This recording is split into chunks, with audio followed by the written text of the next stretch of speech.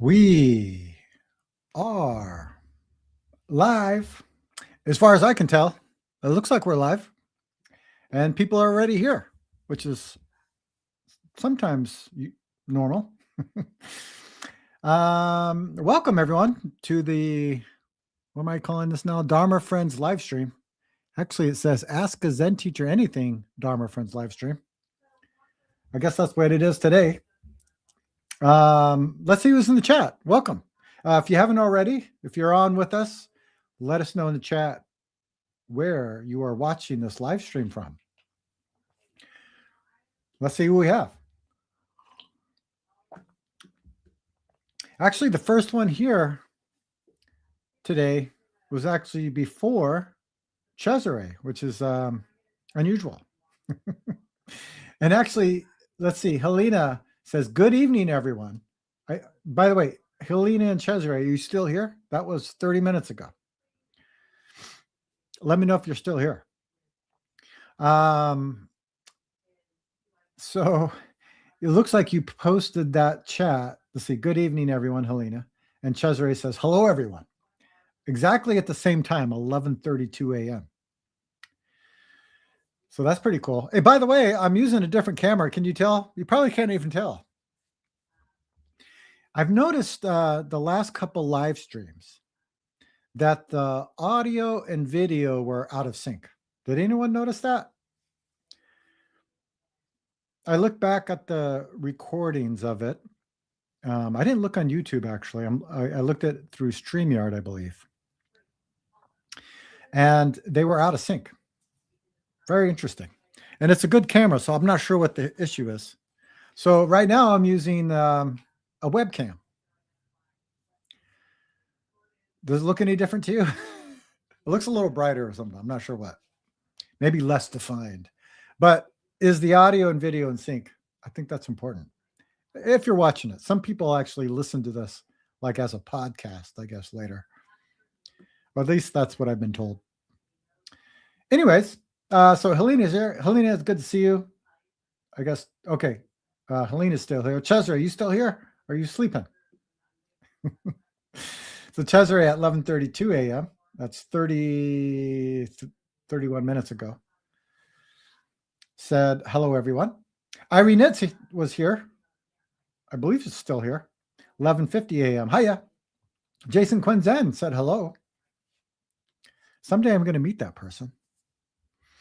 I've heard some things about him. Let's see. Adam says hello from Poland. Adam also says, recently we've been watching your old videos from the Everyday Zen series. Do you all remember that? Maya fell in love. That's Adam's daughter, by the way. Maya fell in love with their Kwanzaa Bosa chanting from the episode Chanting to Help This World. I remember that video, actually. I was happy with the way that one turned out. I'll have to cut that part of your chanting and create a recording for her to listen in a loop. You know, I have some idea right now, like many of my ideas, is to record some chanting. Now, I've done it on Empty Gate Zen Center channel, but it was many years ago, 2009, I believe, 2010, 2009, I think 2009, actually. And I've heard that people will sometimes learn the chants by watching those videos. So this is my idea. And of course, I have a new video that just came out today. Check it out on my YouTube channel. I can't remember what I titled it, but things have changed and I have to adjust to those changes. Watch the video and this will all make sense, because right now it sounds a little convoluted. Hey, Adam, did you know that Hey Tongsanim, I forgot his Zen master's name, has a Kwanzaa Bosa chanting loop? And I think I did that. I recorded Hey Tongsanim, man, many years ago on a cassette tape. You can't even tell. I don't think so. And it turned into a CD, a chanting CD. I believe, I'm not sure if it's available on the Quantum School of Zen website. Let me check it out. You have to bear with me here. Anyways, I remember recording the chanting, and we looped Kwansing Bolsa chanting for, I believe, like 30 minutes. And it sounded really good. And I heard a lot of people would take the recording and bring it in their car, for example, because I know someone who had a long commute and would just practice the chanting in the car as they were driving. Very good idea. I'm going to look under resources under the Quantum School of Zen. And let's see, I don't think that chanting is there. No, Heart Sutra in Korean. No, Great Dharani. No. Okay. Well, anyways, I'm going to check on a Kwansing Bolsa chanting. Yeah, this is the Quantum School of Zen version. Anyways, do you have access to that?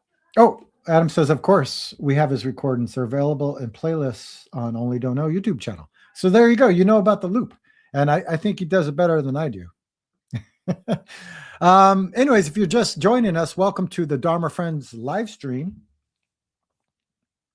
Let's see who else is in the chat. If you haven't already, let us know where you're watching the stream from. John's here. John says, hey, you guys, at 12:02. You've been early lately, John. What's going on with that? I didn't see you at practice yesterday. Where are you? All right, Helena says still here. Good to see you, Helena. Thank you. Thank you for making all this happen, by the way. I know I say this a lot, but if it wasn't for Helena, we would not be doing this live stream. She helps support StreamYard is what I'm using. And I'm very grateful for that. So John says, it makes your shirt look blue. I guess I asked about the camera. Helena said it looks good, brighter and in sync. Well, that's very good. Because, you know, one thing too, my webcam is always on because, as you know, I meet people worldwide. I also have meetings and stuff worldwide. So I use this camera. It's a Logitech Brio. I've had it for maybe 4 years, 5 years. It's just a webcam. It's a 4K webcam, even though it doesn't really do 4K. And it's better than this one, I think. This is, by the way, this is the camera I use for recording in my, I'm going to call studio now. That's what I called it in my last video, my newest video. It's a Sony. It's it's not the expensive version of this, of Sony. ZV E10, very affordable camera, quite decent. And I got a Sigma lens, which is also more affordable than Sony. Anyways, I have to set all this up. You know, I have to plug it in and get a special cord so I can stream with this. And then it just, I don't see it as better. And it's out of sync. And I don't know why I didn't do that before. But I'm going to start using this webcam because it's a lot easier to get going. I don't have to hook anything up. I just have to enter the studio, hit start stream, and then there we go. Again, if you haven't already, welcome to the Dharma Friends live stream hangout. Let us know where you're watching the stream from. Also, it does say ask a Zen teacher anything. Who's the Zen teacher here? I'll have to pick one. If you have any questions about Zen, meditation, practice, your life, any kind of question, put it in the chat.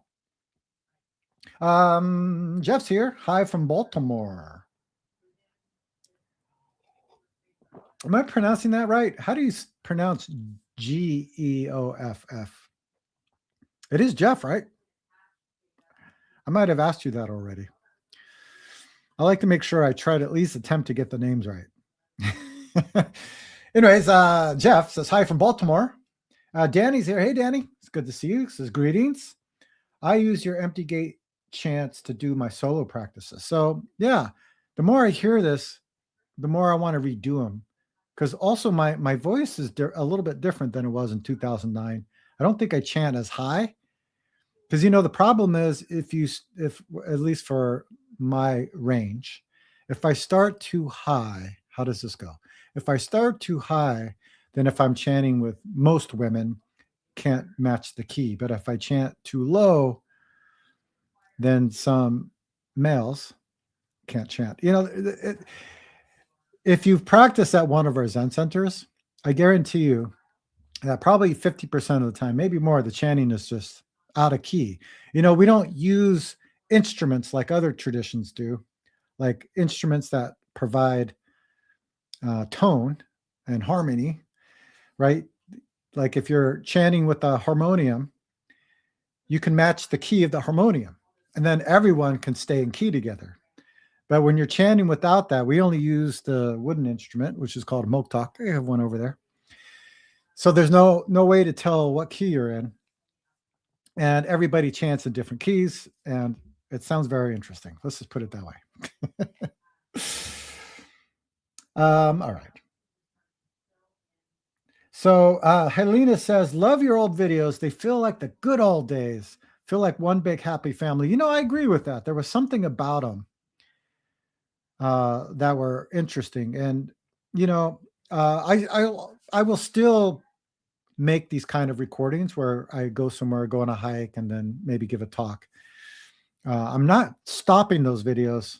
The reason why I stopped doing them, and I believe it was, I don't know if it was last year, sometime last year, was the time. I didn't have the time. It takes a lot of time. First of all, you know, I usually drive to the location, and that could be like up to an hour. Sometimes I would go further. Then it's the hike itself. And I'm recording all of it usually. So the hikes could be 2 hours long.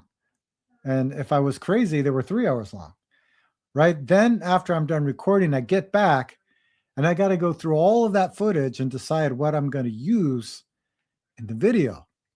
So that 2 to 3 hour hike turns into a 20-minute video. So you can imagine it takes a lot of time to make those videos. And then what I learned from the analytics, and maybe Helena, not the family, I'm not talking about the family, but most people who watch those videos would skip right to the talk.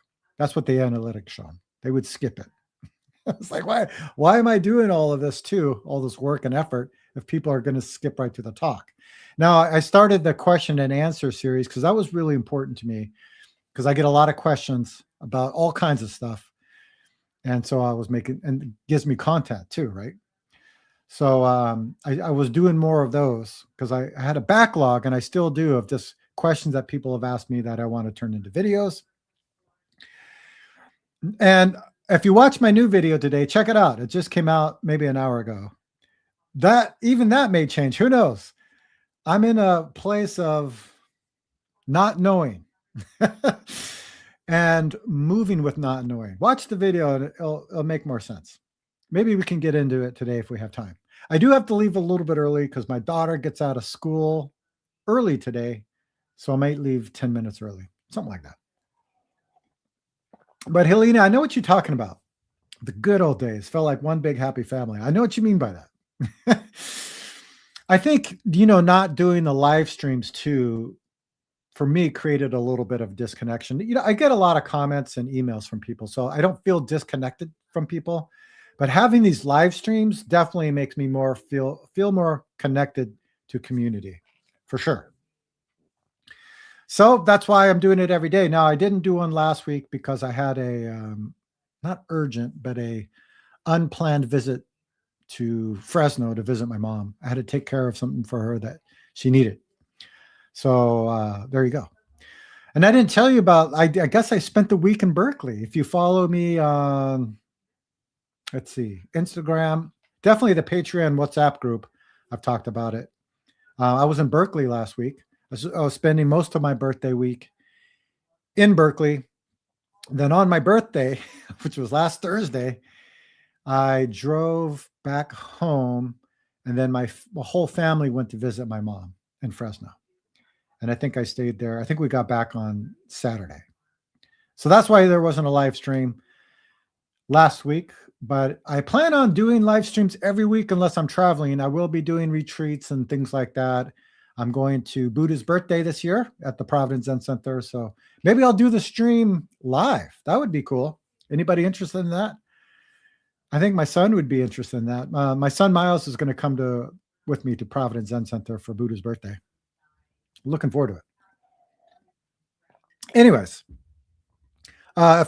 welcome to the Dharma Friends live stream. It's a good chance to connect If you have any questions about Zen, meditation, practice, you can put it in the chat. I'll try to answer. Also, if you haven't already, let us know where you're watching the stream from. Let's see what else is going on.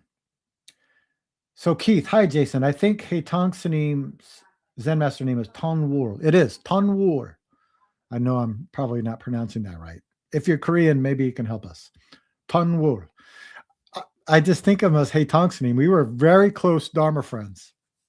Very long time. Until I moved to Berkeley. Now, Tanwul Saneem did visit me in Berkeley when I was living there.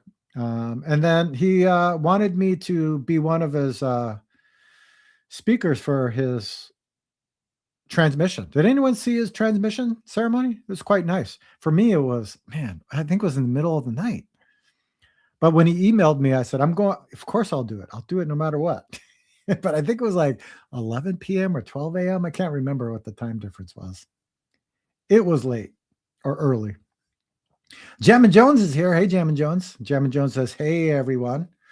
I'm using a new camera. It's not a new camera, but new camera to the stream.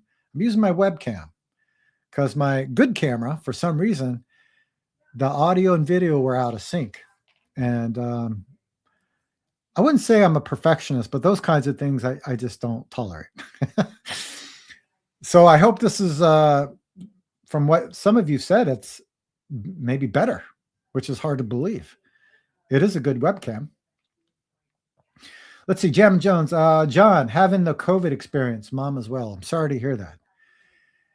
See, like, remember on my birthday, I got COVID last year.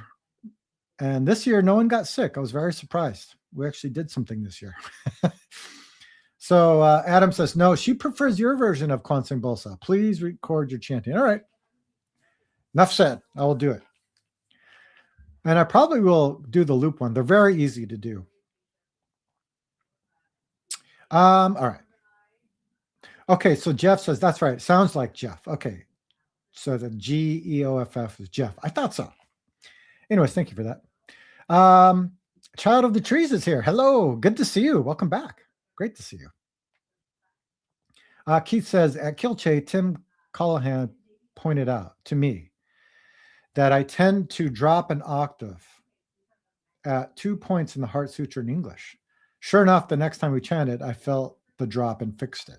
Yeah, most people don't know. I noticed this with many. It's not just one group, but many Zen centers actually start really high, especially the morning bell chant. They'll start really high. And the problem with that too is especially if you're not singing from your diaphragm, if you're singing from your throat, you get tired and the note goes lower, lower, lower. So Boise does this. I've been practicing with the Boise group, Empty Gate Zen Center Boise, on Wednesday morning. You should join. You can find the information on emptygatezen.com. This week, however, started the 8-day retreat, so they're not going to have practice next Wednesday. But they really do. Like, they started chanting really high, and then at the end, it was a completely different. It might have been 2 or 3 steps down, quite a lot. But yeah, it happens a lot. And again, if you don't have that instrument to keep you in tune, there's no reference, right? We're just chanting. But you know what? It doesn't really matter, because even chanting out of tune is the truth, even though it can drive some people crazy. My teacher, it would drive him crazy. De Kwang saying, do you remember this? Anybody who sat long retreats with him? And the morning bell chant, same thing. It would start at a certain pitch, and it would get so low that sometimes he would stop the chant and then restart the chant with what he thought was the right pitch. Does everyone remember that? That was pretty funny. He would stop the whole chant, and then we would not do it over, but start from the pitch that he thought was correct, I guess.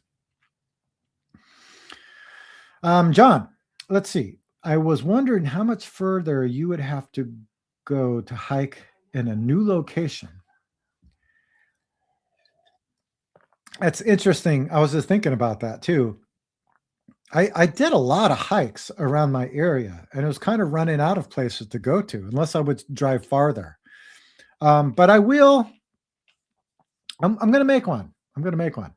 You know, I did one. I don't know if anyone remembers this, but I made a video called "A Day in Silence," where the whole day I didn't open my mouth. I didn't talk to my family. I didn't have any appointments with people, and I went on a hike and recorded it in silence. Do you remember that? Might do that again. We'll see. If you watched my latest video that just came out today, you'll see that I don't know what I'm doing. Which is not a bad thing. You'll have to watch it to understand. All right. So let's see. Stefan's here. Hello from Ottawa, Ontario. Good to see you. Welcome back. Mr. Jet Mango says happy birthday. Thank you. Yeah, what did I do? I drove a lot. I drove back from Berkeley to Santa Clara, and then to Santa Clara to Fresno, which is about a 3-hour drive. So that was fun. We did order some amazing Mexican food, though, or at least my wife did. It was quite good. Let's see. Adam, most people skip the Zen part in your movies and go straight to the blah, blah, blah part. That's a good point. I didn't look at it like that. Right. So if some of you don't know the format I was doing, it was called the Everyday Zen series. I have different playlists now, kind of trying to make them a little more clear for people. But they would start off, let's see, me leaving the house, and I'd get into the car, and then I would record the drive. Now, it was in a, what do you call it, time warp, I guess. So it was very fast, and you could see the drive, and I put some music to it. And then, let's see, I'd get to the location, music would fade out, and then I would say where I was going. Most of the time, I had no idea where I was going to walk on the trail. I just kind of started walking.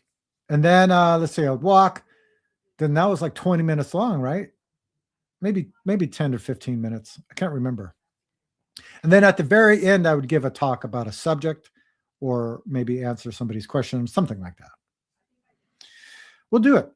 Keith says, see you at Sangha Day. Cool. Scott and I will be there. Awesome. It will be good to see you in person. Yeah, if anybody wants to join the Providence Zen Center, let me pull up the information. I guess the Quantum School of Zen North America is renting space at the Providence Zen Center to have the Buddha's birthday celebration. I'm going to pull it up for you.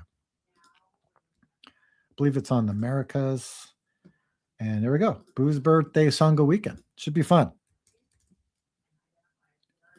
I'll put it in the chat. And if you want to come join, you can also join some of it online, I believe. I'm not sure what parts will be live. But usually on Saturday, there's, how's it go? It's been quite a while. I know there's some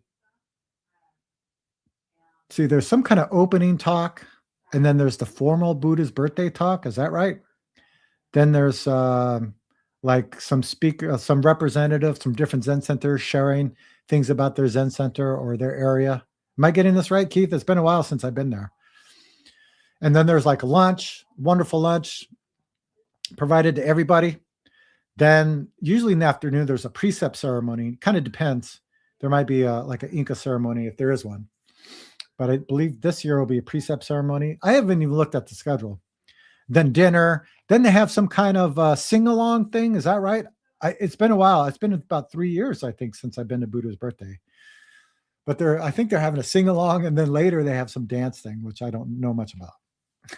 People usually take me out in the evening, so I'm not around. So I'd love to see you if you're there in person. I see a lot of people online for sure. All right. By the way, if you're just joining us, welcome to the Dharma Friends live stream. If you haven't already, let us know where you're watching the stream from. If you have any questions about Zen, meditation, practice your life, any kind of question, put it in the chat. All right. Jason, could you talk a bit about bowing practice? As I recently started with it, did 628 bows. That's a very interesting number. Oh, wait, Right. I did 623 bows in last 3 weeks, which is a start. So is that total? So in the last 3 weeks, you've done 628 bows? Is that correct? How important is the correct form or posture? You know, you don't realize it. So usually our form, most of our Zen centers, they're in their daily practice and also in our retreats, we bow together 108 prostrations, and it's a full prostration. I can't demonstrate it here because I don't have the space to do it. But full prostration. So you go down, right? Bow, get up, go down, bow, get up. If you're doing 108 bows, you really don't know about posture. It's kind of like sitting for 20 minutes, right? If you're not sitting correctly, 20 minutes may not be enough time to know that you're not sitting correctly. Now, if you're sitting a week retreat or even a 3-day retreat, right, where there's multiple sitting periods, you'll know. For example, if you're sitting, and even if you're just slanted over a little bit, 20 minutes every day, morning practice in your daily practice, you won't know. But if you're sitting a retreat and you're just over a little bit, you're going to have a lot of pain in your back. And that will be very clear, usually by the end of the first day. It's the same thing with bowing, though. Like, we usually don't know if the form is correct or not. Now, on my solo retreat, I did 1,000 bows a day. I know it's insane. I didn't write the schedule. You can blame my teacher for that. But I was doing 200 bows 5 times a day. And when you're doing that, you really notice the form. Like, I noticed my wrist started to hurt, back started to hurt a certain way. Like, you really fine tune your posture.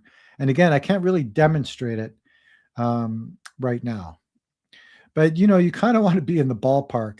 Have you ever seen somebody do the full prostration?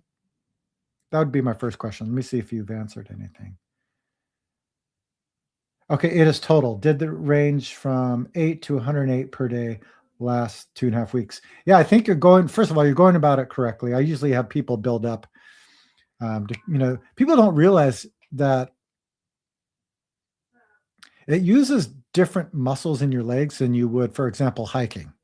Because when I first did 108 bows, I was like, oh, this is going to be easy. I do hiking all the time. I walk around a lot. And then when I did my first 108 bows, I did all of them. I could barely walk up to my apartment, the steps. It was really difficult. So yes, there is kind of a ballpark form that you want to be in. And again, I can't demonstrate it, but perhaps that could be a video, how to do a correct bow. I think if you, the Quantum School of Zen, let me just see, has some resources about that. And maybe you can at least start there. So let me pull it up. It might be even me in this picture from a long time ago. Let me see. Yeah, unfortunately. Boy, this picture is not very good either. This is when I lived at the Empty Gate Zen Center. All right, so I'm going to put the bowing form in the chat here, so you can at least start with that and then try to replicate that. Okay.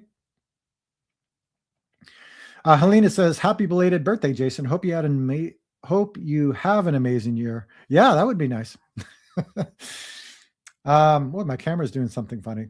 By the way, if you're just joining us, welcome to the Dharma Friends live stream hangout. It's a good chance to connect. If you have any questions about Zen, meditation, your practice, life, any kind of question, put it in the chat. If you haven't already, let us know where you're watching this stream from.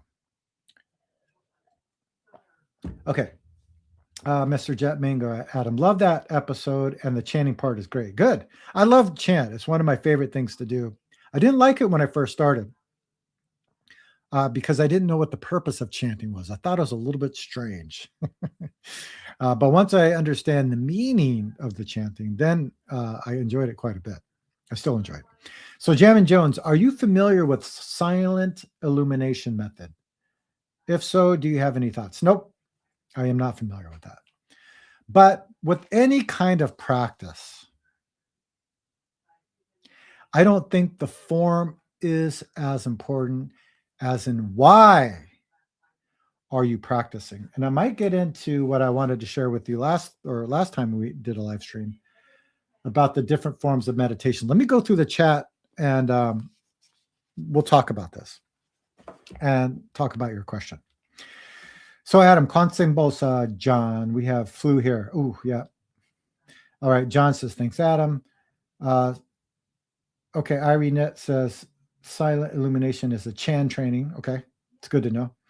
Let's see. Bosa, wisdom tooth removed last week here. Wow. Lots going on. V8. Hold on. Chat's going fast here. V8 is IS.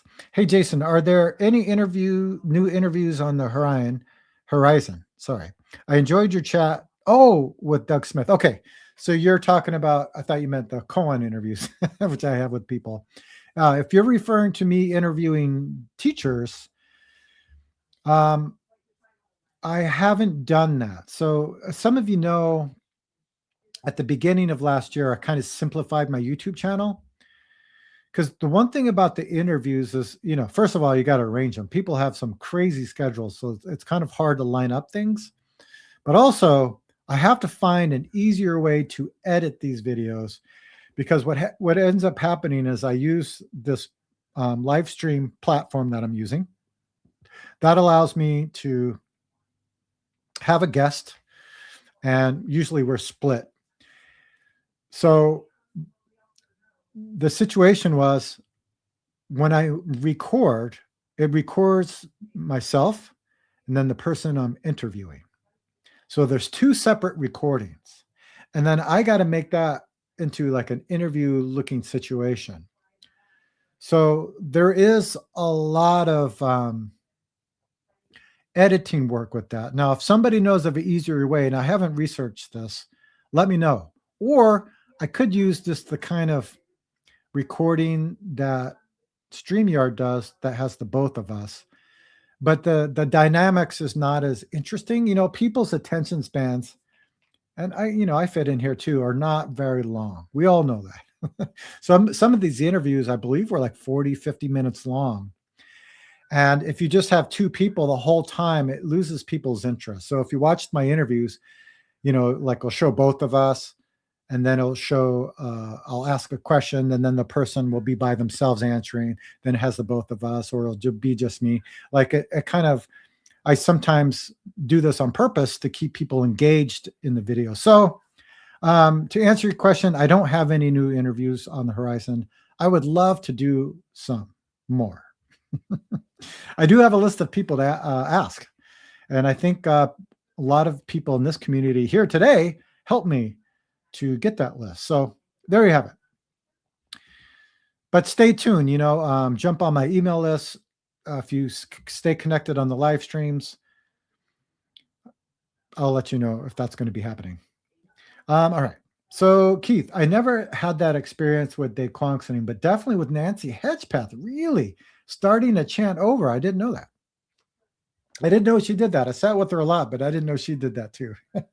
I wonder if De Quanxing got it from her or she got it from De Quanxing. They did live together when he was the guiding teacher and she was the abbot. Man, that goes back 1997, maybe even before that. All right, let's go. Let's continue the chat. I'm sorry I haven't got to share much of what I wanted to share about this book. There's just a lot going on in the chat, which I really appreciate. I appreciate you all being here and asking questions. Staying engaged. John, do you think the length of the chants, the morning bell chant, Thousand Eyes and Hand Sutra, Kwanzaa Bosa, affect the pitch? Yes, I do. Because again, I think people's voices get tired, especially if you're starting high, and it just gets lower. So yes, I do. Irene, the new podcast series hosted by Vivian is so good. Please tell her kudos. I will. I'm glad you liked it. I haven't even gotten to hear it yet. Now, I believe I was interviewed for that series. I think it was a year ago. So stay tuned for that. But I'm looking forward to checking that out. I'm glad. Yeah, we had a really good series when Ian, does anyone remember when Ian used to host those? It's very good. And I believe I was interviewed for this too. I do a lot of interviews, so sometimes I lose track. All right. Let's see. Eric is here. Hey, Eric. Greetings from Houston. I'm glad you're here. Welcome. All right, Keith. Yes, schedule is on the link. Everything is on Saturday. Okay. And Matt Keeler does the sing along and the conscious dance things afterwards. You won't see me at that part. Yeah, I have a feeling I'll be out with Daquan sitting for dinner, most likely. I'm 99% sure that's going to happen. I guess I'm giving a Dharma talk on Sunday because currently there's no programming. So I'll be giving a Dharma talk on Sunday morning if anyone's still there. I don't even know who's going to even be there. Miles and I don't leave until Monday, I believe, back home. All right, Mr. J. Mango. It is total, yes. Range. Okay, got that. Okay, I saw the quantum manual. I believe it was with you on the pictures. Yep, I'm on there. Trying to increase, but also got a recent wrist injury, so that's why a video would be helpful too. You know what I do, and if you're if you're fairly in shape, I don't use my hands to push off. I kind of use momentum and just have my legs help me up. I'm gonna have to demonstrate this. It's hard to say. All right, let's see. Oh, Eric donated $5. I appreciate the content you create and share with the world. Truly, thank you. Thank you so much, Eric. I really appreciate that. Really do. I keep forgetting there's a way to support my YouTube channel. Now, most of you know that I use mostly Patreon, that you can join. The Patreon community is wonderful. We have a new WhatsApp group. We've been chatting back and forth. I think it's nice to see people engaged. And for WhatsApp too, it's a good way for me to kind of announce things quickly. But that's one way to support my YouTube channel is to join Patreon. Another way is doing what Eric did. You can do these, I forgot what they call them. It's a super chat. Is that what they call it? Oops, I'm sorry to do that. I didn't know that happened. So I guess it's a super chat. So thank you, Eric. I really do appreciate it. All of this helps, man. I mean, to keep this going is quite hard. Like I feel like if you've been following me for years, a lot of my equipment went out, so I've replaced a lot of my equipment. So the funds definitely help replace those things. Right now, I'm in good shape with equipment, which is great. I mentioned earlier that Helena.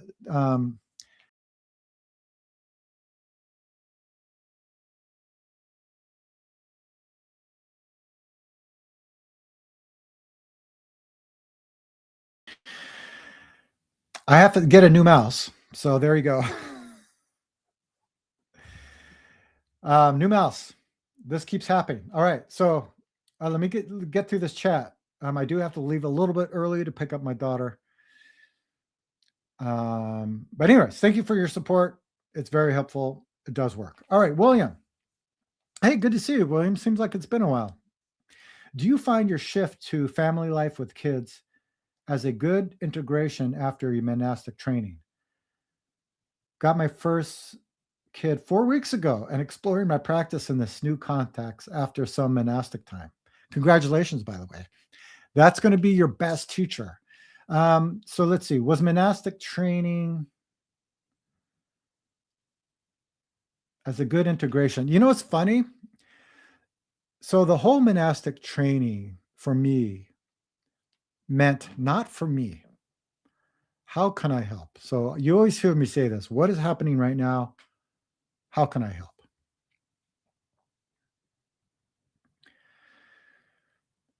Now, the monastic life in the quantum school of Zen, I know it varies from if you live in Korea, if you live in Hong Kong, but at least in the United States, was quite busy. People think we're just sitting around in the temple, the mountain temple. That's not quite how it is. I was a housemaster when I first moved to the Providence Zen Center, and I did a lot of driving. I did all the shopping, grocery shopping for the whole Zen Center, and that included retreats, and also we rented space to groups, so I was buying a lot of food. I also cooked for the Zen Center, for retreats, the residents, and also rentals. So, so it was interesting. I'd go to practice in the morning, work all day, go to practice in the evening, and I got to do retreats. So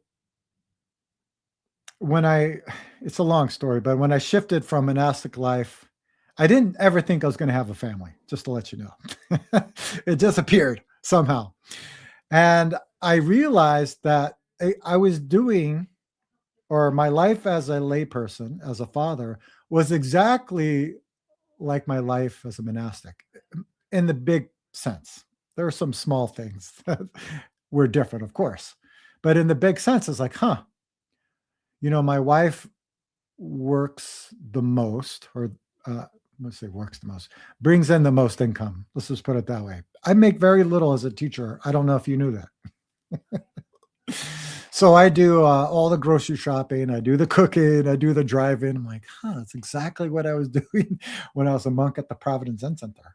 Practice in the morning. Now, I don't practice in the evening anymore, just because, there's always something going on. Usually I'm cooking, then we're cleaning up, or taking my son to soccer in the evening, things like that. If you follow me on Patreon, you understand this. I do create behind the scene videos on my Patreon community. Makes it more real. So yeah, but William, what I have to say though, that my practice became more clear becoming a layperson. I know that doesn't make any sense. The meaning of meditation became more clear.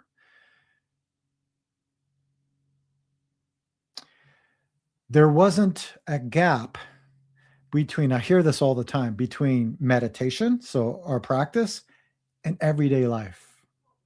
Most people have a big gap. They have their practice over here and then their life over here. So as a father, as a layperson, as a husband, no choice. I've talked about this in some of my videos. I can't remember which one though.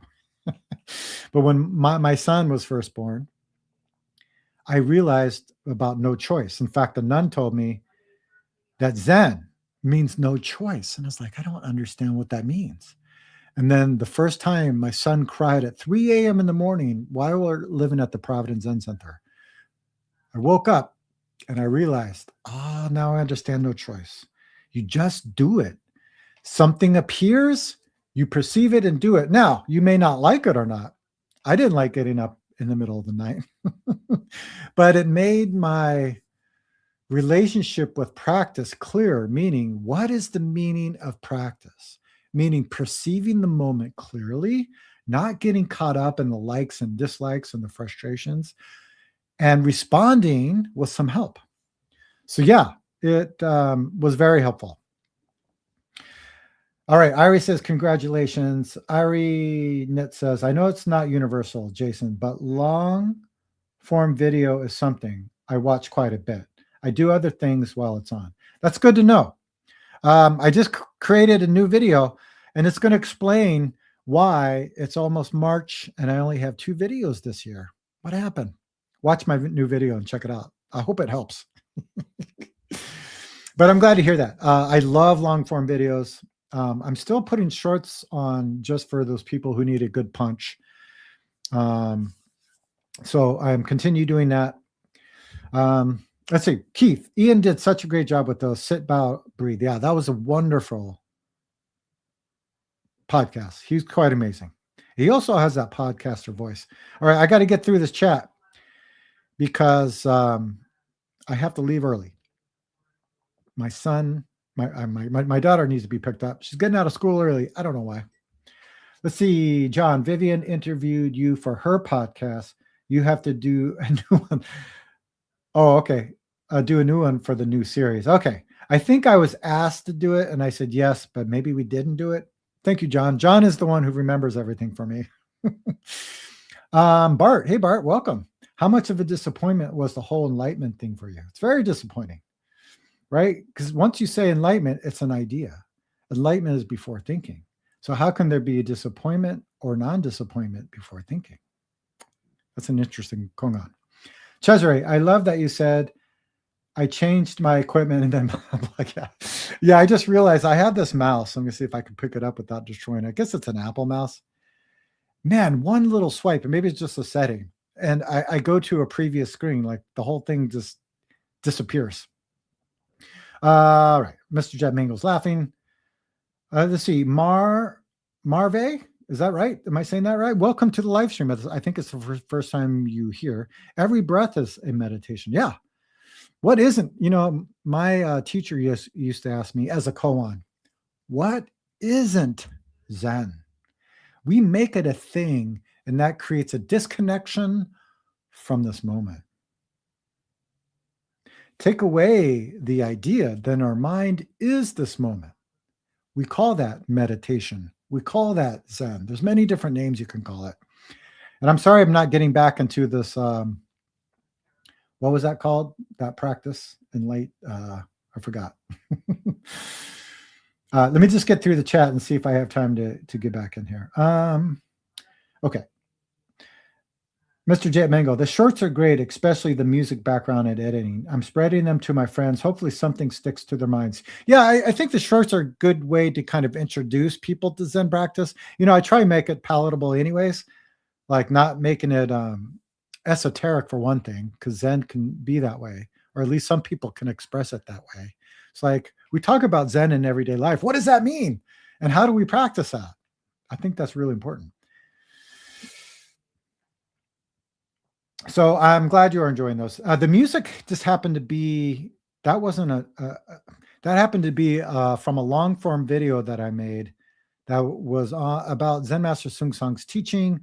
And a lot of it was B-roll that I added in there, and they had music in the background. I do plan on making more of those because it hits people in a different way. And it expresses the teaching in a different way too, I believe. Adam, thank you so much for your donation. I really appreciate you.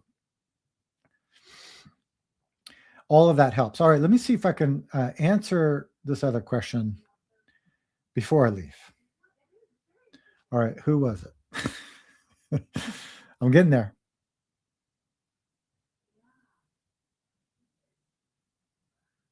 A lot of going on in the chat today, though, so thank you for that.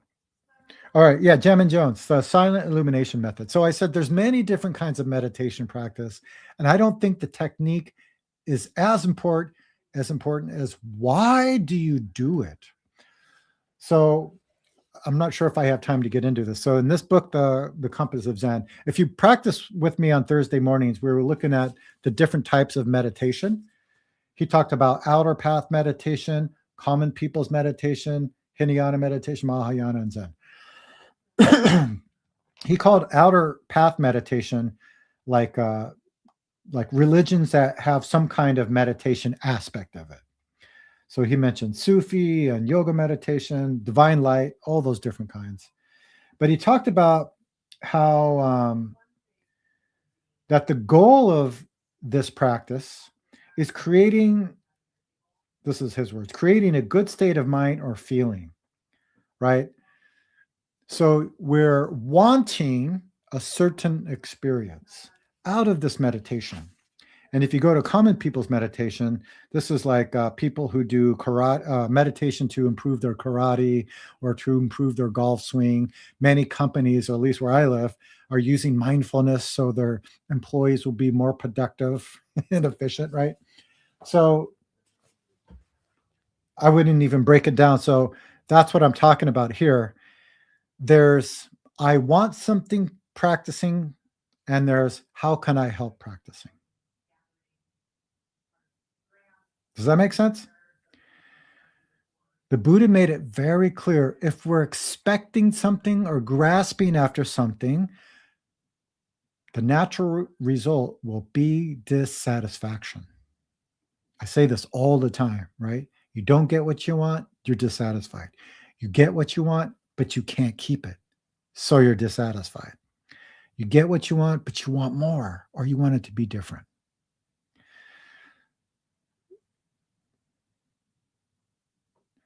How may I help you meditation means we're using the meditation technique to understand our true self, not our idea about what we are or who we are, but who we truly are, what we truly are. And then we use that moment to moment to help this world. So I haven't heard of silent illumination method, and I don't think it's important. Like I said, the technique's not important. Why? What's the intention of it? Does that make sense? Sorry, that's very short version since I have to go pretty soon. Let me just see if there's anything else in the chat here. Oh, Mr. J. Mango, thank you so much for your donation. You know, I should probably be mention it more, and I don't. First of all, I don't like to ask people to donate to my project because it's uncomfortable. Just don't like to do it. So, so when you do it, it's very appreciative. Like I said, if it wasn't for Patreon and all of your support, I wouldn't be able to do these live streams. I wouldn't be able to create videos. I'd probably be driving. You know what? A lot of people don't know this, but in 2018, I think I was driving for Lyft. Did anyone know that? I should make a story about that because my whole life kind of fell apart. I like talking about those kinds of things when life falls apart. Then what? Makes it more real. So stay tuned. My intention for the YouTube channel is to still create long form content. It may look a little bit different because I have to adapt to my life situation, but I think it's going to be more real, honest, authentic. I don't know if that's the correct word. Does that make sense? Gemma Jones, thanks for the chat, Jason, and I love your answer. Good to hear. I got to get going. I'm going to go pick up my daughter early today. So thank you, everyone, for being here. Thank you for your great questions. Thank you for your comments. Thank you for your support. Yeah, it gives, it definitely inspires me to continue this. Just, you know, I was going to say, like, if you can't support financially too, you can always support my channel by being engaged, liking the videos, sharing the videos, making comments, coming to the live streams, being engaged in the chat. That kind of stuff is also very, very important. And I appreciate that. All right. So thank you, everyone. Jeff says, thank you. John says, thank you, chat. See you next time. Yeah, I believe next Friday. Let's see, Mr. Jet Manko. You reminded me of my way so many times. It's priceless. Thank you for everything. You're welcome. Helena says, thank you. Let's see. I just want to make sure next Friday I should be here. What's going on next Friday? That's already March, right? We're in March already? Coming soon. Yes, I will be here next weekend. So please come back. Stay engaged. Have a clear day.